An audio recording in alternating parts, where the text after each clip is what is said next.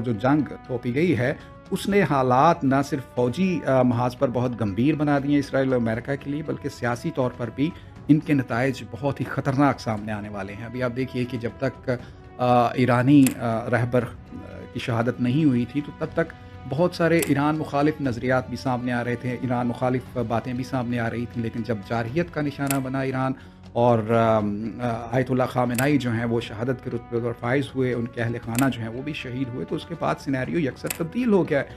फिर आपने देखा होगा कि जब बहरीन में अमरीकी अड्डे पर हमला किया गया ईरान की तरफ से, तो वहाँ के अवाम जो हैं वो खुशी से नारे लगा रहे थे।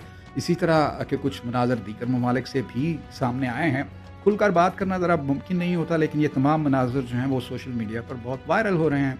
तो अब ये सूरत हाल जो है अरब ममालिक में सियासी बेचैनी का बाइस भी बन सकती है, और यही एक ऐसा डरावना ख्वाब है जिससे अरब ममालिक हमेशा खौफज़दा रहे हैं। और इसी खौफ को दबाने के लिए आप देखिए कि दहाइयों से उन्होंने अमेरिका को अपने यहाँ अड्डे दिए रखे, और इस बात को यही समझते रहे कि जब भी उन पर कोई मुश्किल वक्त आएगा तो अमेरिका जो है उनकी हिफाजत करेगा। हम इस बहस पे नहीं पड़ते कि उनका ये स्टांस गलत था या सही था। उन्होंने